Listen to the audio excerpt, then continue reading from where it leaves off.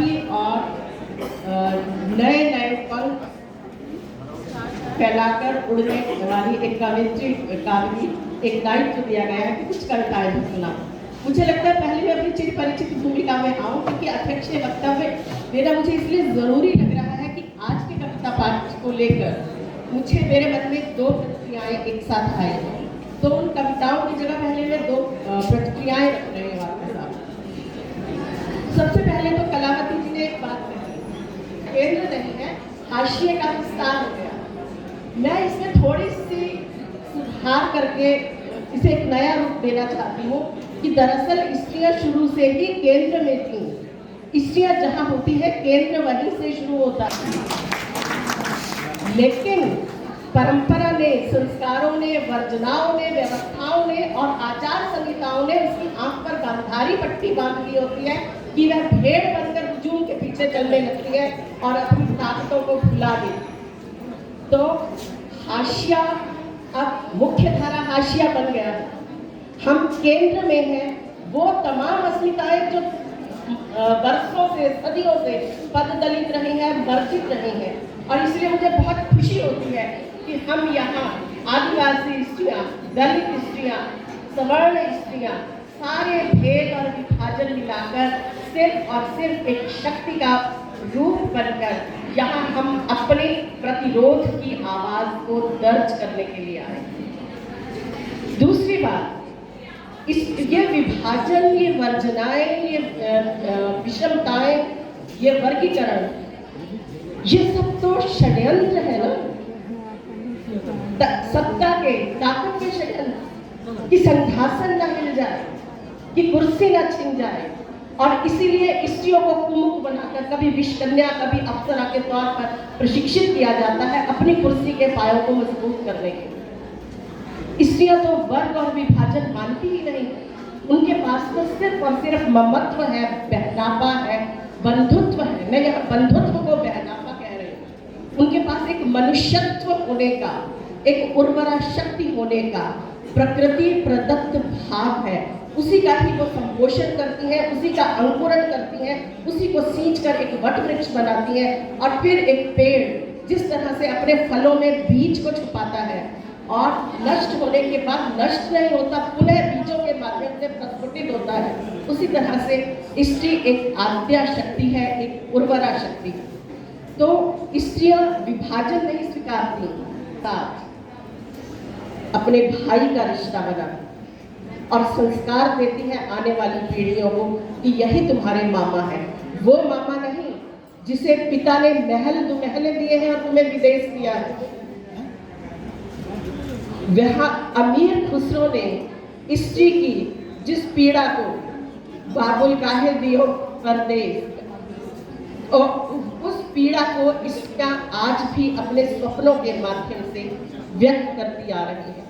तो मुझे अच्छा लगा कि इन कविताओं को पढ़कर मुझे नीति कथा, पंचतंत्र की कथा याद आई, जहाँ बहेलिया चिड़ियों का शिकार करने आता है। मैं उन चिड़ियों को, क्योंकि यहाँ कबूतरियाँ हैं, तो मुझे लग रहा है कि वो कबूतरियों का शिकार करने आ रहा है, और स्त्रियाँ उस जाल में फंस रही हैं और बिल्कुल निष्प्रभ होकर, हताश होकर रो रही हैं। फिर भीतर से एक बोध, भीतर का एक प्रतिरोध की आवाज उठती है, और वो कहती है कि हम क्यों नहीं मिलजुल कर पंखों की सम्मिलित ताकत से इस जाल को भी उड़ा ले चले। तो आज जब यहाँ तमाम स्त्री कविता के स्वरों को सुनते हुए मुझे लगा आज की स्त्री कविता में प्रतिरोध का स्वर है, विद्रोह का स्वर है, अपने आप को पहचानने की एक जोरदार टंकार है।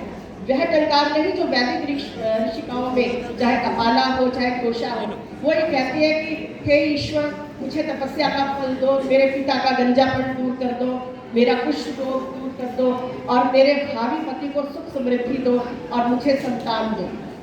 यह पुरुष निरपेक्ष भूमिकाओं का यहाँ अस्वीकार है, पुरुष की शख्सियत का अस्वीकार नहीं। क्योंकि आज का कविता पाठ, इसकी उपलब्धि यह है कि यह स्त्री को लैंगिक निरपेक्ष इकाई के रूप में देखकर उसे मनुष्य की आस्वरता प्रदान करती है, और अधूरे छूटे दूसरी स्त्री को कहते हैं आधी आबादी, तो दूसरी आबादी भी तो आधी आबादी है ना, तो उस आधी आबादी को भी मनुष्य होने का पुरजोर आग्रह करती है। यह स्वप्नशीलता दरअसल आज के कविता पाठ की, आज के स्त्री स्वर की एक जोरदार टंकार। एक छोटी सी वस्त मेरी देह पर तने तंबू, वस्त मेरी देह पर तने तंबू है जो मुझे नहीं मेरे पहरुओं को सुरक्षा दे।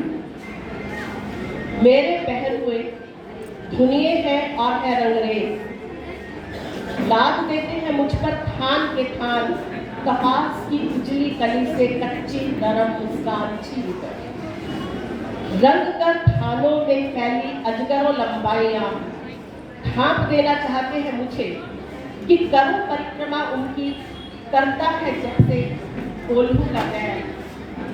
वे यातना को कहते हैं प्रेम, आवृत्ति को कल्पना, ठस को आराधते हैं और सिहर कर अमूर्त के अरुण सौंदर्य से वहशत के शोर में पनाह पाते हैं। शब्दों के सार्थक है वे नहीं सुन पाते, अनभिव्यक्त रह गए मौन में झुके वाचाल रहस्य। वे देखते हैं पुतली के अंगुल भर दृश्य, दृश्य के पीछिका में अनंत समय की डगर फलाओं आहटों को नहीं सुन पाते। हम सदियों पुराने संगी हैं, नजरबंद मैं, पहनुए वे, आमने सामने वो रहते हैं दिन रात, पर सख्त अजनबियत लिए।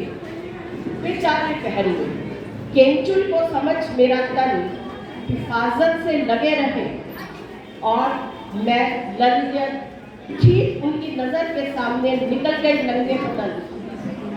प्रिय मुझसा जनूनी जाबाज तलाश लेगा मुझे खुद ब खुद, अभी तो मैं व्यस्त हूँ बहुत, खुलका रही हूँ हर खा, मेरी मृदुवंत परिचा बहका रही है हर जर्रा जर्रा, हर रोया मजबूत इरादों की जुबान। मेरी देर की आस में कान बन गया है ब्रह्मांड, प्रिय के पास रत्ती भर भी जगह नहीं मेरे आगोश